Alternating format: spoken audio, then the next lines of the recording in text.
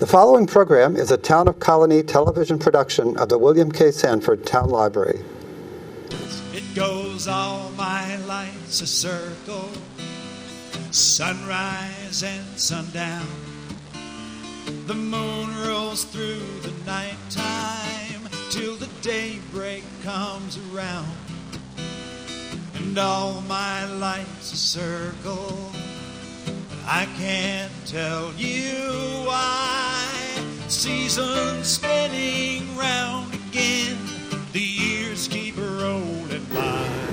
Top of the evening. This is Joe Doolittle. Good morning. This is Kate Dudding. And this is Story by Story. Sharing the human experience. That's what we do. We tell stories that kind of tell the connections of all of us to each other through story, spoken word. Mm-hmm.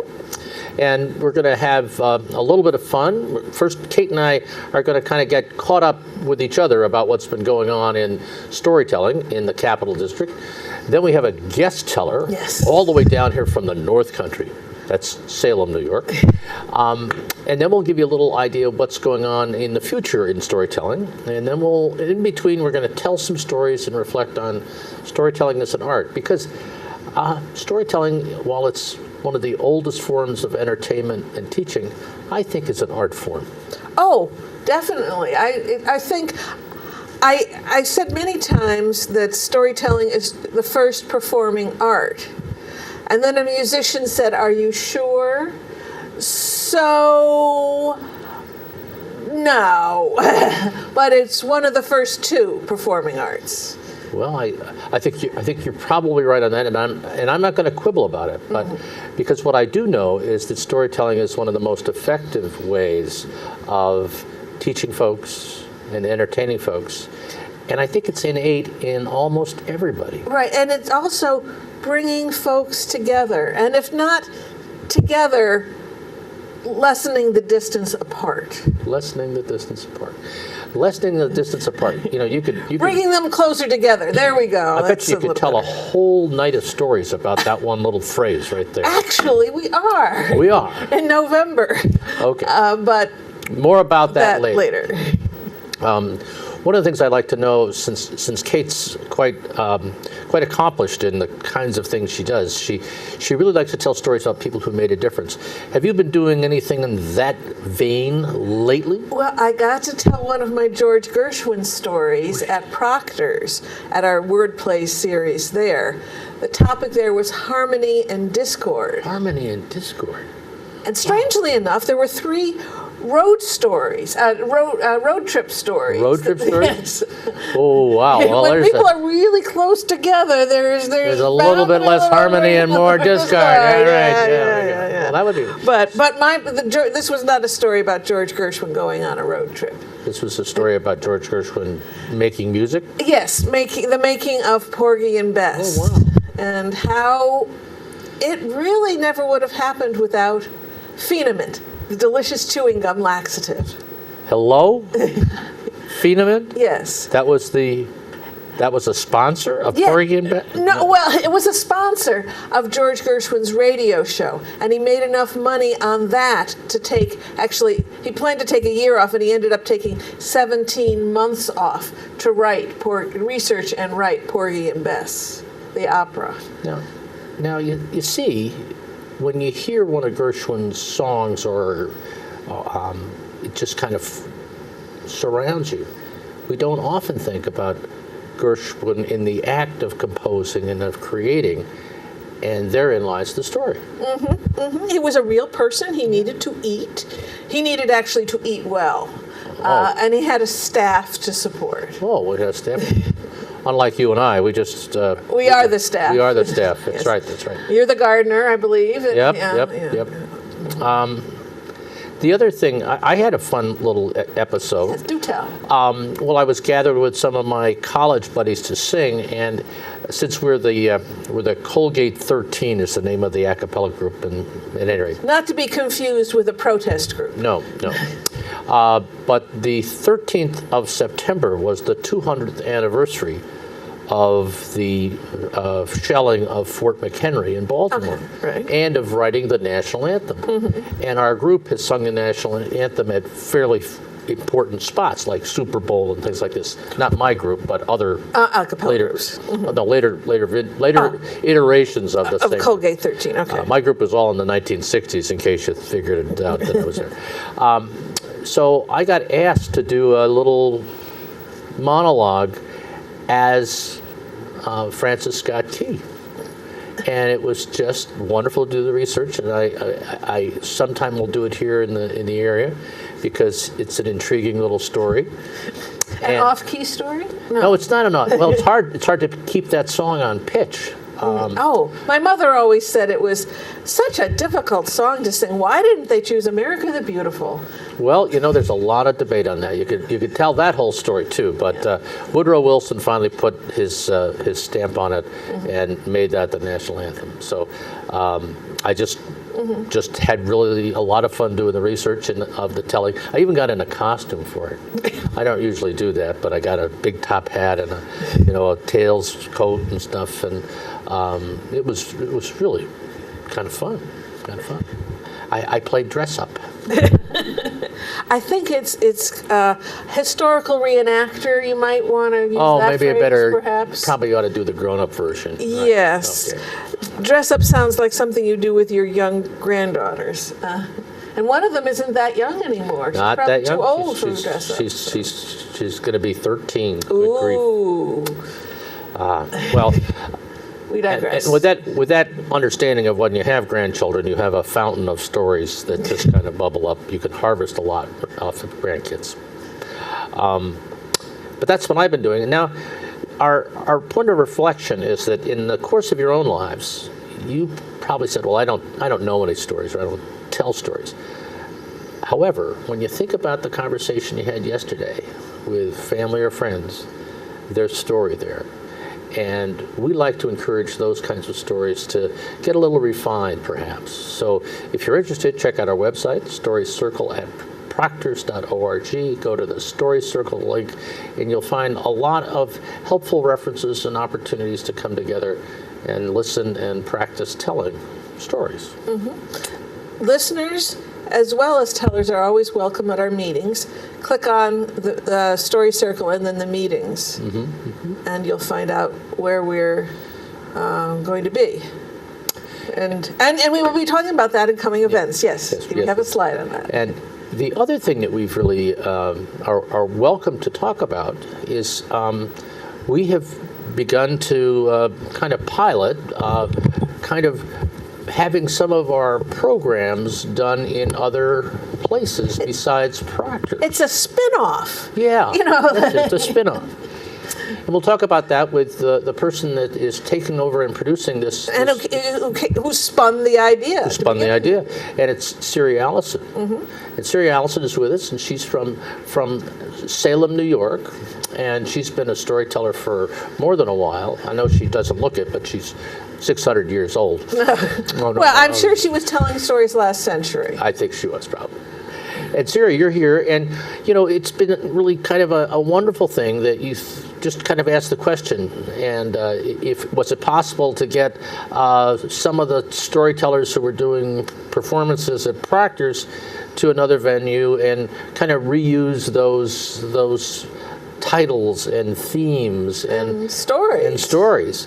And so we're really glad you're here to talk and hopefully tell a story and give us a little background. But why don't you introduce yourself a little bit more in terms of who you are and where you're from, maybe how you wound up in Salem. I'm not sure I know that story. And then we'll talk a little bit about the new cabaret show. Okay. Well, I'm Siri Allison, and I've been participating with Kate and Joe at Word Plays and Proctor's, and I started thinking these shows are just really so good. The themes would come together and the stories just pile up on top of each other until it was a powerful afternoon, I thought. And I didn't want to ask any of my friends to come an hour and a half because storytelling shows are always a surprise, You don't know that they're going to be great because each person just brings their own and then it adds up. Poof. But what if it wasn't great? And why would I ask anybody? I hate to drive. Why would I ask anybody to drive an hour and a half? And we have this beautiful theater in Salem. And I thought all my friends in Salem would enjoy it, and we could draw from all of Washington County. So how about the tellers come up to us and see if that would work in this beautiful little space?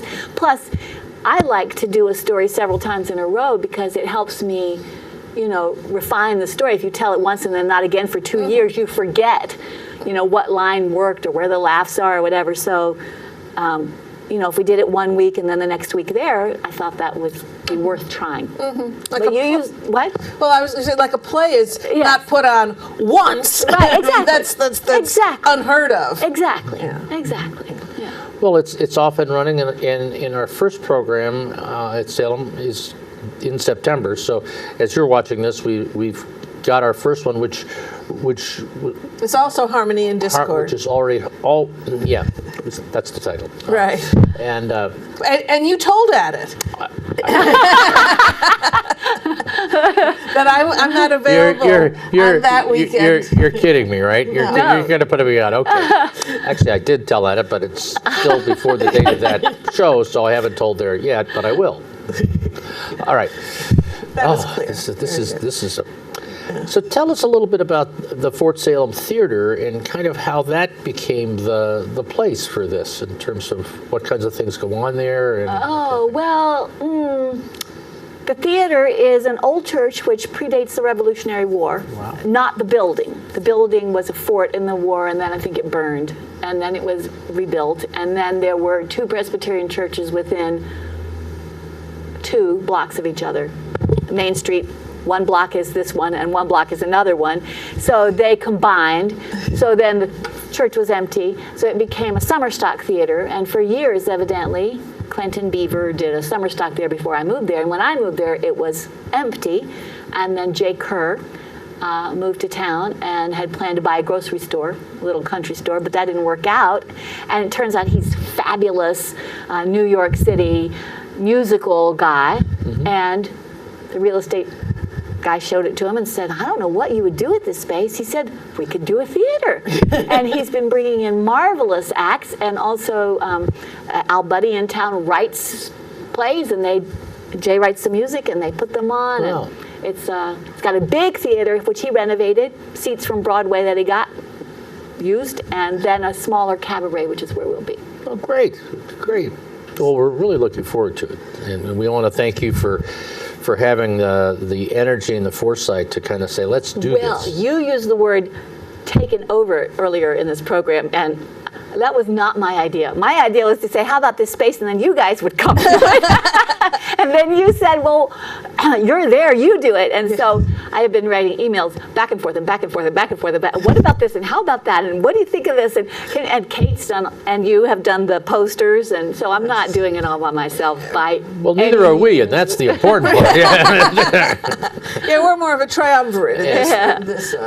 But since you were the face, I'm the and face. you were known there because you have directed some Yeah, we theater have there. yeah. So I've learned you use whatever you can to get people in, and you were clearly to me a key to getting people into the cabaret at Fort Salem We'll see Theater. if they come. Right, and that's why you're listed as host. Yes. MC didn't seem quite big enough. Host seems more encompassing. Host is good. Host is. Well, I'm actually looking forward to being the host and saying, these are my friends, and these are my friends, and meet each other. It feels like that. Yes. Normally, I would be like nervous, but I'm so excited about the idea of meeting that it feels like being a hostess. Yes, yes. And you're also a bit of a goddess because you're making something out of nothing. That's true. And that's what goddesses do. And that's why it may have seemed hard here and there. Someone explained that to me when I was complaining about doing something new. Thank you. Now, the other thing about for you all, I would have to say is storytelling makes great fellowship. Is a feature for programs at social groups, at clubs, at schools, and there are 30 storytellers profiled on our website, storycircle@proctors.com, and some of their interests in terms of storytelling are there. So I encourage you to kind of maybe, if you're thinking of having to come up with a program for something, that you think about a storyteller. And Especially if you have a monthly program to come up with. Oh, yeah. For some group. Storytelling can be wedged into almost anything. Well, that's true. And then if there are, on the YouTube link, there are over 130 stories, and some of those 35 storytellers. So you can get an idea what the storyteller is like and what the stories might be like and how they might fit your own particular needs for entertainment and education and orientation and environmental advocacy, or a whole range of things. Or we had several stories in Harmony and Discord about music. Right, there's, it's hard to think of sewage treatment. I guess there would be stories in there. Well, of course, there would be cautionary tales of what the Thames was like in London when they were using it as the sewer, and it was called the Big Stink in the summertime. But I digress. We've been talking about stories. Could we hear a story, Siri? Well, I brought a story. Great. I don't actually know if it has a title, but we would call it Vicky. Ready? I'm ready. Ready. All right. It's a personal story, which I don't usually tell, but I would like to learn to tell more. That's one of the things that the Story Circle storytellers do very well that I would like to learn. This is a story from late August of 2012. And it was a sad and anxious time for my husband Michael and me, because we were facing the impending empty nest. This cliff was coming in about 2 weeks. Our daughter just graduated college, and she had lived on her own for a long time, and our son had just graduated high school, and he was headed off to spend a year in Venezuela, and then he was coming home to join the Army. And Venezuela is not the place you would necessarily pick first for your child to go, because even 2 years ago there was a lot of anti-American sentiment, and Chavez was on the TV talking about American capitalist pigs, and we were having to figure out with the host parents how to exchange money on the black market, and we had to get double insurance and learn about fevers there were no shots for, and my son is 6 foot tall and blonde, so he was not going to blend into the culture there. In fact, if he was in a place where they hated Americans. So we were helping him pack and get ready for all these things that we weren't sure was a good idea. And in this frame of mind, I was mowing the grass, and underneath the bush, I saw this little orange.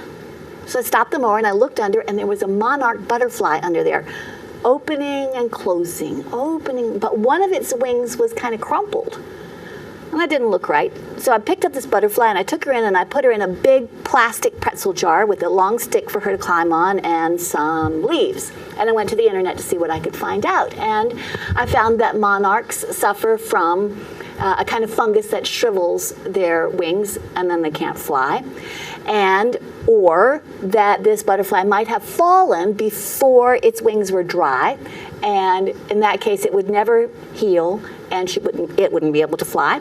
And so in any case, this butterfly would not survive long in the wild, and we should take care of it, and that what it might like was honey and water. So according to the directions, I mixed up this honey and water solution, and I soaked a paper towel with it, and I put the butterfly and the paper towel on a plate, and immediately this antenna that I'd never seen before came furling out from under its chin and very enthusiastically sucked up the honey and water from this paper towel. I know now it's called a proboscis, if I'm pronouncing it correctly. And you might have noticed that I slipped into calling it she. Well, we called her she. I don't know whether she was male or female, but we called her she, and we named her Vicky.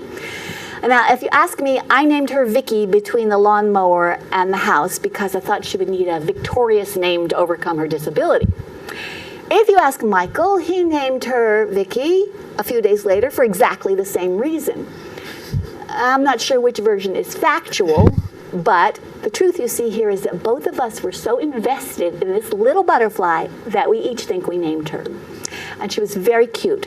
She would crawl up my arm and settle in on my shirt, and that's where she liked to spend her time. She just clung to my shirt and stayed there all day, washing dishes, walking out to the garden, walking the dog. We live on a hill with a gravel road. She would walk up the hill and down, perched on my shirt. Don't believe me, right? It's true. And it was like this little blessing, because I was so sad and worried, and it was like she was pulling this out, and this little sweet, fresh thing was sort of trickling down, this life and beauty and freshness, and she tangibly made me feel better, and even Michael, just looking at her, it made him feel better. Well, when she wasn't on my shirt and she wasn't in her jar, one thing she liked to do was crawl on the kitchen window screen. There's the sink and the windowsill with geraniums, and then it's a casement window, so you crank it out, and the screen is tall, so she could climb up that screen and be above the flowers. It was sort of like she was outside. And so one day I left her there, and I went off to, I don't know where I went, somewhere in the car. And Michael came in and found her floating in a bowl of water that I should not have left in the sink. And she was, drenched, crumpled, not moving, just a glump. But he couldn't stand for her to be dead, so he scooped her up, and it was hot August, remember, the fan was on. He held her in front of the fan, and he held her there, and he held her there, and she moved. So he held her there and held her there, and for minutes that it took, he held her, and she dried out and revived. And when I came home, except for his story, I wouldn't have known there was anything wrong. And another time, I left her where I shouldn't. We have a patio made of gravel, thick gravel, and it's on the top of a little hill outside the door, and then that hill drops down and there are flowers, and over here are container flowers. So I left her by the in-ground flowers, and I went to weed the others. And when I turned around, she wasn't there. Where could she go? She couldn't fly. I called Michael. We looked all in the flowers. And maybe she was under the gravel and we had stepped on her. Or maybe she had walked off and a bird had gotten her. We looked for a long time, and then, well, what do you expect? Children grow up and they leave, and little butterflies get eaten, and that's the way the world is. And with very heavy hearts, we went back inside. And some hours later, I went back out, and there she was, underneath the hosta, right near where I had left her, flopping in her floppy way. And I ran and picked her up, and she started acting like a dog when you come home from vacation. Up and down my arm, flip, flop, flop. Who knew insects had that kind of emotion? Well, anyway, it was getting close, like a day or two before we were supposed to go take Caleb to New York to the airplane. And in fact, he had already left to visit his cousins, and he had left his packed bags, and we were to bring his bags to New York and take him to the airport and say goodbye and put him on the plane. But what to do with Vicky? We could leave her with the pet sitter, but she didn't know the pet sitter. And the pet sitter wouldn't have that much time for her. Or we could take her in her little plastic box on the train and through the streets of New York City, but that didn't seem right either. So we were thinking about what to do. Well, she came with me, as usual, up the hill to walk the dog, and on the way back down, boom, she was right there in the gravel. I could have stepped on her. And I picked her back up, and I put her on my shirt, and one more step, boom, there she was. It's like she was jumping off. So I picked her up and I looked around for what could be causing this, and right beside us was a flower. I don't remember what kind it was. The neighbor's garden was there, but I think it was a wild phlox growing right by the road. And I figured that she had been trying to fly and had just fallen because she couldn't fly. So I picked the flower, and I think that's what it was, because she nestled very happily in that flower the rest of the way down the hill. But whether it was falling like that or the fungus taking its course, the next morning when we opened our pretzel box, she was passed on.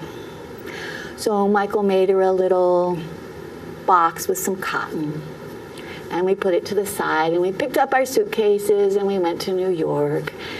And the plane was going to leave at 4:30 it was leaving 5:30 or 6, but we had to be there at 4:30. And so 4:30 in the morning, there we are at the airport.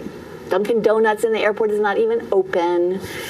And I thought we would have, an hour and a half to say goodbye, to talk, to give him some hugs. But they processed him right away. Well, then we had the hour we could talk. No, he wanted to get on the plane. Bye, Mom. Bye, Dad. There he is, walking off down the hall. And he is gone. And so we sat there. And I wanted to sit until the plane left. I mean, what if he wanted to get off the plane? What if he called on the cell phone? Oh, I forgot. You've got this thing in your bag that you were supposed to. No. Michael said, there's no point in us sitting here. Let's go back. So we went to the subway, which didn't run that often. And I sat there crying on the bench. And then we got on the subway, still crying. And took the subway finally back to the hotel and took a stupid nap. And got on the stupid train and went back home and got off the train. We didn't even have the suitcases, the part of him that we had gone in there with. There we were in our car all by ourselves, driving home through all these little towns. Past Greenwich, where you'll go later, past the paper plant. There was this spectacular rainbow, huge rainbow. You could see the whole thing, vivid. And next day on Facebook, everybody had posted pictures of this rainbow. We pulled off and just soaked in that rainbow. And there is something, I don't know what, that's hopeful and amazing about a rainbow. It must be why it's in the Noah and the Ark story. But it made us feel better, for whatever reason. So we finished driving home feeling better.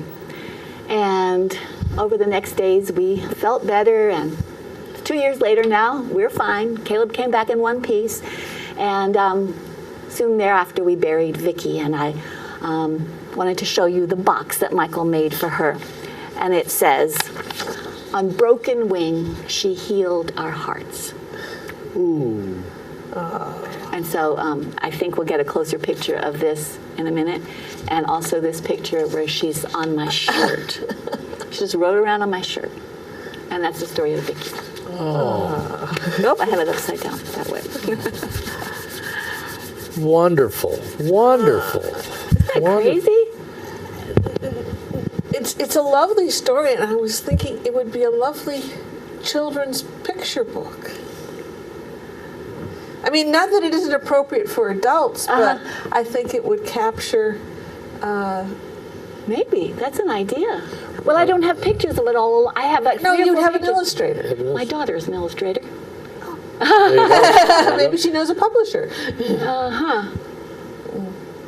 Anyways, that's... Well, yeah, maybe. Also, kids couldn't understand how sad you were when the Oh, yes, they kid was could. leaving. Oh, Yes, yeah. they could. Oh. I think, Not in the same way Not their in the same way, parents not in the same reading way. it would. but you could actually, you did a really good job of the tension of that. On one hand, you want them to go and learn and live and all that Fly stuff. with his Fly. wings. I know, good point. And on the other hand, it's one of the things about that story, I recall putting my eldest son on a plane with Gay to go to France for a year after high school, and we got him out. We put him on the plane, much like you described, and we both got out on the sidewalk at Kennedy, and just started to bawl our eyes out.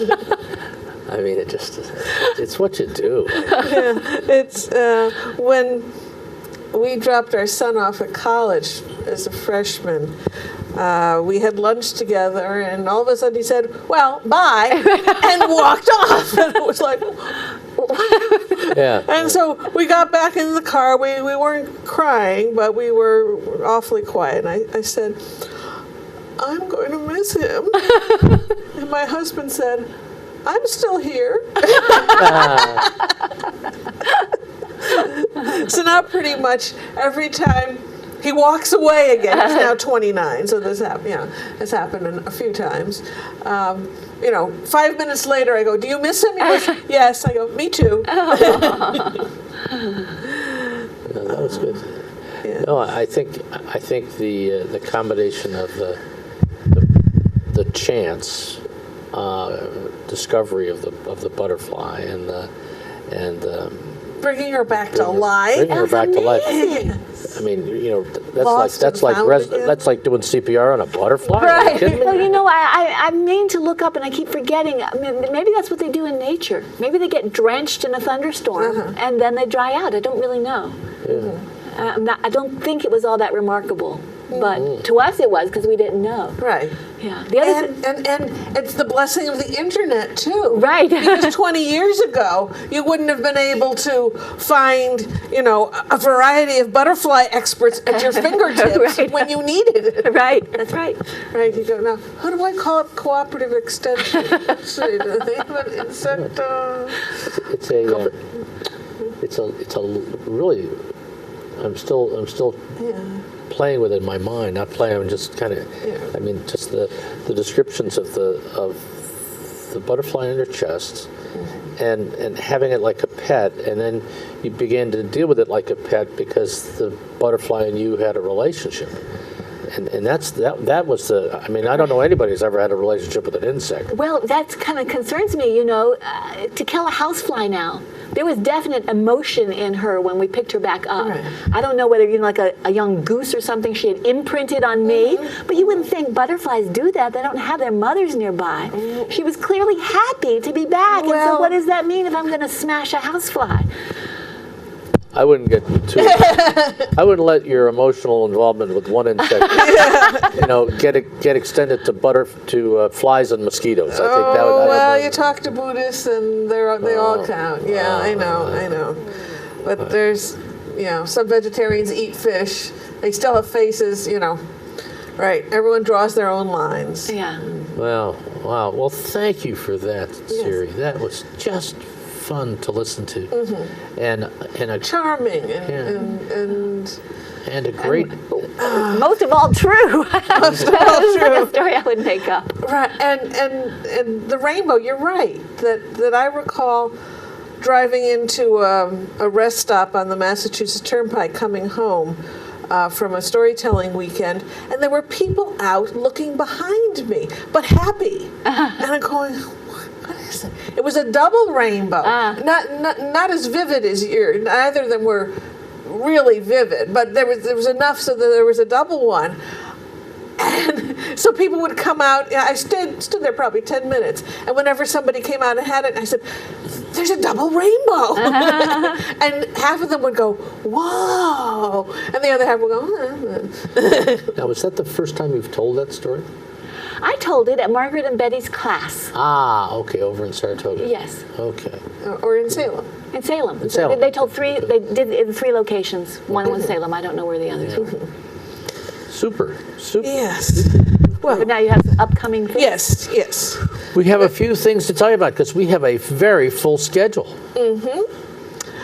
First Tuesday's Tales and Stuff in October. It's October 7th with Janine Laverty telling favorites from the files, sorting story dross from story gold. And that's going to be a wonderful program. And just so you know a little bit about that, that's an open mic for spoken word, music, poetry, and we've begun to attract some an interesting mix of performers. I've invited a lady by the name of Susan Hale, who is a composer and a pianist and an organist, to do some things musically along with Janine. There's room on the program to tell your own tale or sing your own story. 10-minute slots. 10-minute slots. Last month there was a young fellow there from the Air National Guard base, and he thought Arthur's was a grocery store, and he had just moved into the stockade. So he shows up and signs up, has a sandwich, and is talking to this fellow from the neighborhood who's a poet. And when it comes his time to perform, there's this wonderful old antique piano, and he said, "I'm going to do a little Schubert." And he does this aria from Schubert, and he has the best basso baritone voice I've heard in some time.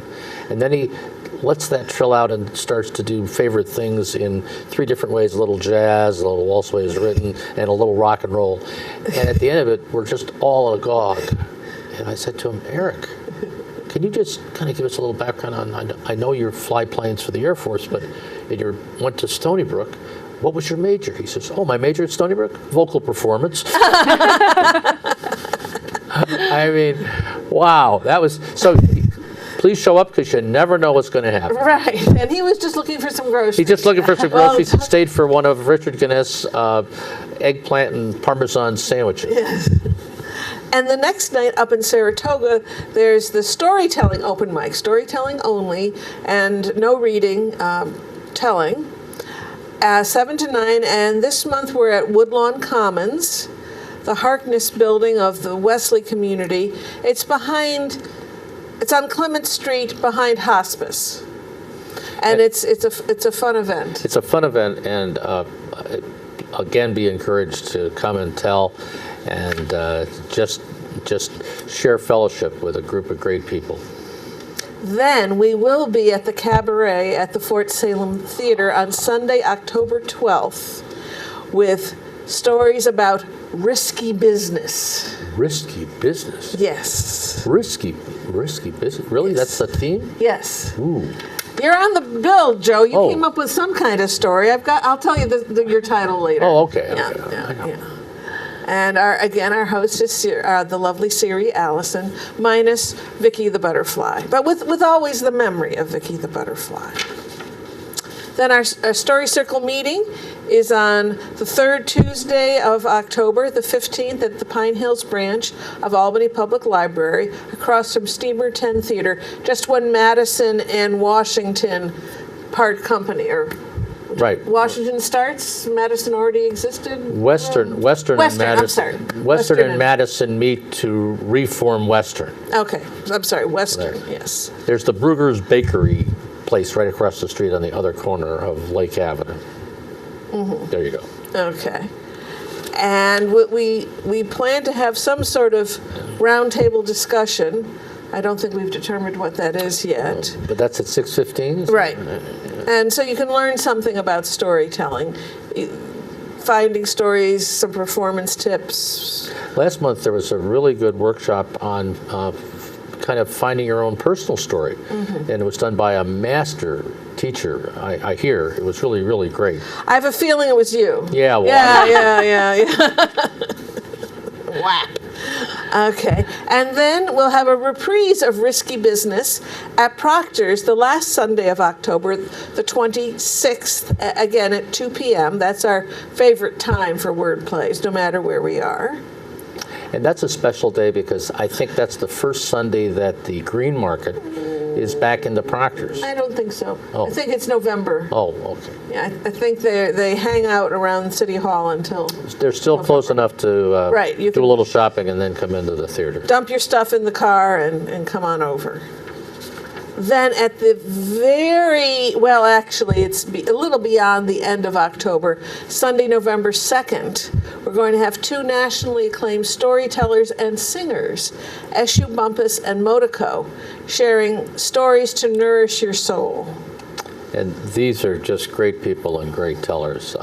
They've performed at the National Storytelling Right. Festival, which is the Carnegie Hall of the storytelling world in this country. And Motoko is Japanese and has studied mime in addition to storytelling.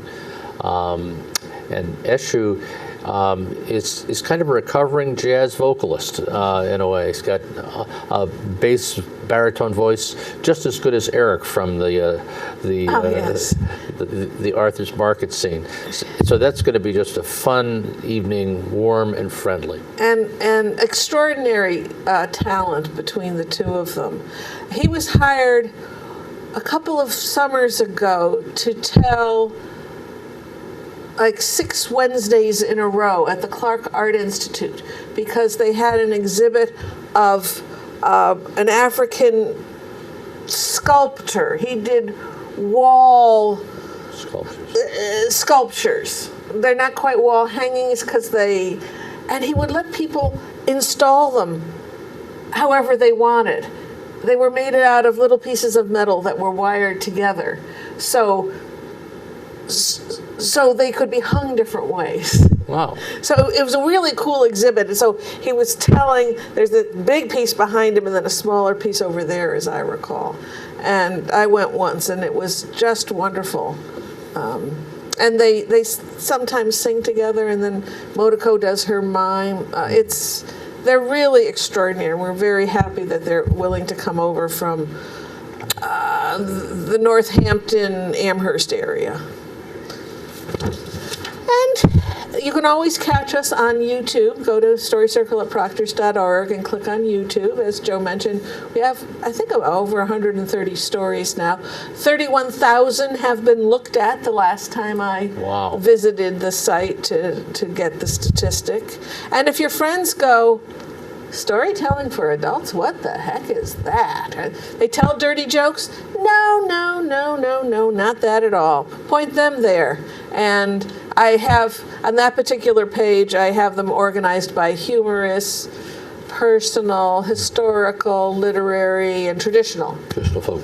in case, you want to know what you're sampling. So that's the rundown of what's happening. So that's our card, and we probably ought to mention coming up in November is Telebration Right. at Proctor's at 2:00 on November 16th, and the previous Sunday, the 9th, will be in Salem, That's right. Bridging the Divide. And Telebration is a wonderful program it's a larger scale version of word plays, and it's a Telebration because around the country on those 2 weekends, around the world, people get together and tell stories. And so we're part of an extended community, and we'll look forward to having you share that experience with us in November. And the money that we raise, everyone there is volunteering their time. At word plays, people do get paid a little bit, not as much as they should. But Telebration, no one gets paid. We use the money we raise to underwrite storytelling events in our community. And we've underwritten over 90 since this will be our 19th Telebration. So, well, we have 16 and a half minutes left. So I think it's time to get another story from Siri. Your story isn't longer than 16 and a half minutes. No, is it isn't. But I thought it was a half-hour program, and I thought, we're going to have to be cutting things out. No, it's an hour. But it doesn't seem like it's been that long. No. No, we had time with the butterfly earlier, and it just went like that. Just flew right away. Winging through time. Okay. Your next story. My next story happened before this last story, and it should have been a lesson to me not to be so concerned about my son going to Venezuela. But, c'est la vie. Okay, so this is called East River Angels, and it is my only other personal story that I know. All right, so in 1987, my husband Michael and I lived in New York City on East 18th Street. And on Saturday mornings, one thing I liked to do was go out for what I called a run. It wasn't really a run. It was more like jog a little, walk a little, jog a little, just to get out and get some fresh air. And the closest place to do this was East River Park, which ran along the East River. So from 18th Street, you go down to 12th Street, and there was an access bridge, and then you were beside the river, which was cold and gray, and there was a not very tall fence between the sidewalk and the river. And then if you're going downtown, that the river's on your left, and on your right were ballpark and playgrounds, and then a fence, and then the, no, not the fence, FDR Drive, and then the housing projects of Alphabet City. And at that time in New York City, Alphabet City was not a very safe neighborhood. It was full of drug dealers and young hooligans and such. And so it wasn't really the safest place to go running. But there were usually families in the park, and there were boys playing basketball. And all right, I would keep my wits about me. Besides, what I loved about New York was all the different kinds of people that were there. So being scared of some place that was technically not safe was not really something I wanted to do. So I decided I would just go there on Saturday mornings, and that would be fine. Well, this one Saturday morning, it was warm and beautiful. The first day I remember that it was warm enough to wear shorts.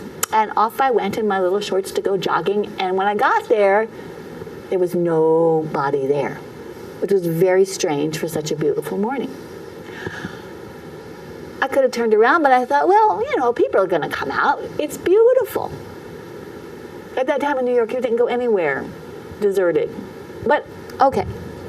So I started running down the sidewalk, and I tripped and I fell. And I hauled myself up, and I wasn't hurt badly, but my shin was all skinned and my knee was cut pretty bad, and it was just pouring blood. Blood was pouring down my legs into my little white socks. Well, that was the end of my jog. I turned around to go home, but I thought if I go out on the sidewalk looking like this, people, even in New York, are going to be, oh, what happened? Can we help you? Oh, poor thing. I didn't want to deal with that, so I got to this little enclosure. Now, I've been back to look for this place, and I can't find it. They've renovated the park, so I'm not positive I remember it as it was. But in my mind, here's the access bridge over to 12th Street. And there was this little promenade area, brick or flagstone or something, that was out into the river. And there were benches around, and then a fence around those benches. So I stretched my leg out, standing up onto the bench to try to raise it up so it would stop bleeding. So I'm looking at it. I don't have anything with me to help it stop, but maybe just elevating it. Well, I look up, and walking towards me is a homeless man. Now, I was friends with homeless people. I did theater in the shelters. It's not that he was homeless that bothered me, but that some of these people have mental problems, and until you talk to them, you don't know how they are. And he had on 2 or 3 coats, and it was warm enough to wear shorts, and a lot of plastic bags, and there was nobody else there, and the East River was my only refuge if I needed to get away from him, and he was walking straight toward me. And he came toward me, and I said, hello. And he said, hello, would you like some Kleenex for my knee?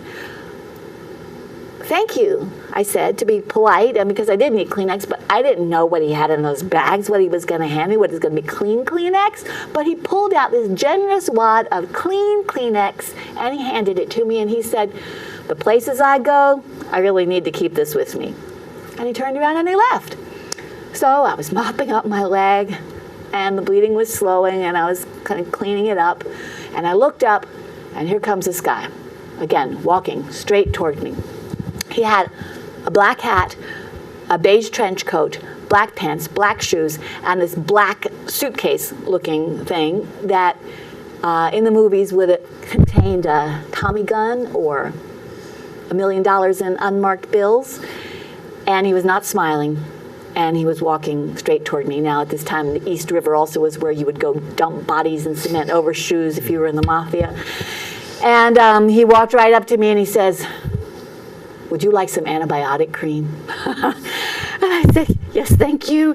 And he opened his suitcase, which had a horn in it. I don't remember. I think it was a bugle, cornet, but I'm not sure. It could have been a sax. And in a little compartment there, he had antibiotic cream, and he squirted some on my finger, and he said, I'm exhausted. I've been up all night playing my horn. And he walked off. So I put the antibiotic cream on. By now, my knee is much better. Still, nobody else in sight. Down the access path comes this huge guy on this huge bicycle, very tough, black leather. And I, beside that kind of person, I feel like, hi. And a real New Yorker, whereas I wasn't a real New Yorker yet. He came down the access path, and I thought he was going to go by, but no, he stopped right there, blocking the only access besides the river, and he put his foot down, and still, he's tall, way over me, and he says, would you like a Band-Aid? And I said, oh, no, that's okay. I don't really need a Band-Aid. Nonsense, I've got plenty of Band-Aids. And he unzipped his biker pouch, and he pulled out a Band-Aid, and he gave it to me. Thank you. I said, oh, anytime, he says. And he cycled away. And I put on my Band-Aid, and by now, I didn't think I would attract attention on the sidewalk, so I limped my way home. And I thought, that was so weird. Maybe that bum and that mafia musician and that threatening cyclist were really angels. That they had come in the right order to give me exactly what I needed, and that maybe there was a message in this, even if they weren't angels. And the message probably was that I didn't need to worry as much as I tend to worry about my own self and the people that I care about, because in the unlikeliest of circumstances, it seemed that I was being, and that we will be, taken care of. And that's the story of East River Angels. Oh, And beyond that, I forgot that happened. And my husband reminded me some years ago, maybe 5 or 6, because I came and told it at Proctor's right after he reminded me. So that means to me that I didn't make this up, because I would think that I would have dreamt it. yeah, it's a But great story. no. It's a great story. I just, it reminds me again of that line, coincidence is God's way of remaining anonymous. And because, that isn't the best neighborhood on a good day. Well, it's fine now. Okay. It's fine now. New York City is much safer than it used to be. My daughter lives there, and she is around there all the time. But at that time, it was not. I've got to believe that if you've had a pet butterfly and met 3 angels carrying the supplies you needed when you got injured, that there might be a few other stories that you There aren't. I don't have anything else worth telling. I went Nothing to about- Margaret and Betty's Well- class because I don't have any personal stories. And it took them pushing and pulling us with prompts and everything for me to go, oh, maybe I could tell about Vicky.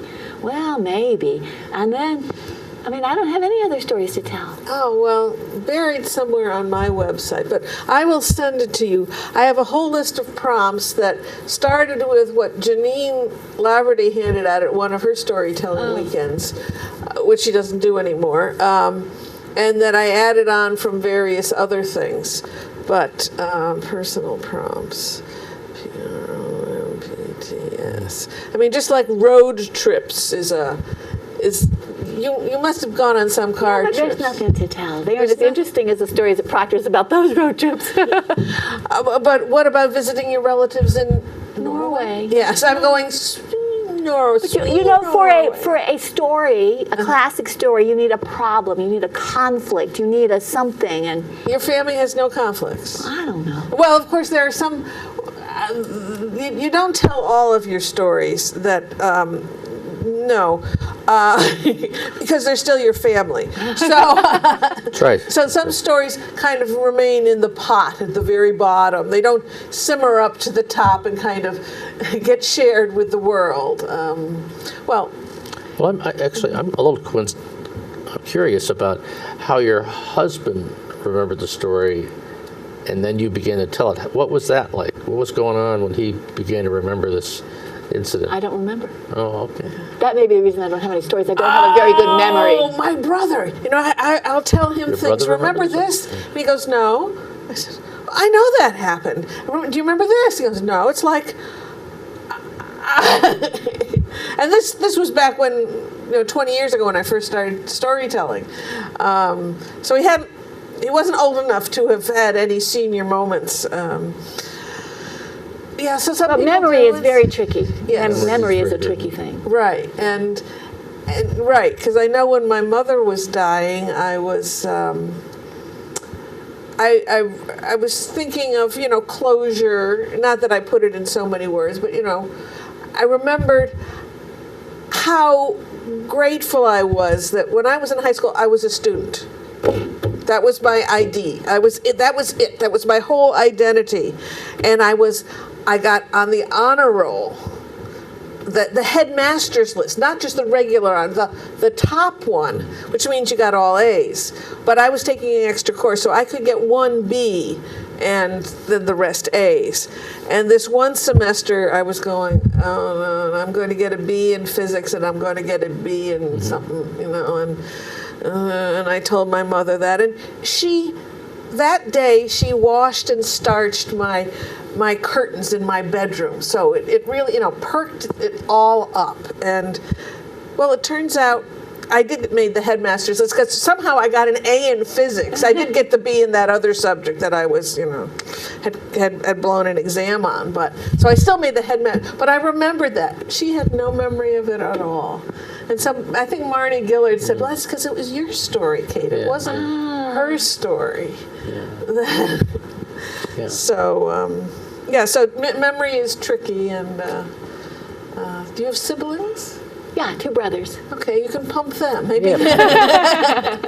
there's also a wonderful book that Donald Davis has written, which provides about 100 prompts for harvesting personal and family stories, and I've used it in some workshops, and every once in a while I'll just kind of pick it up and see what it generates with that. And if you haven't seen that, I can bring you it the next time we're going to be together, because it's just a fun reference. And that's what I used when I did the workshop at the last meeting, were some of Donald's questions.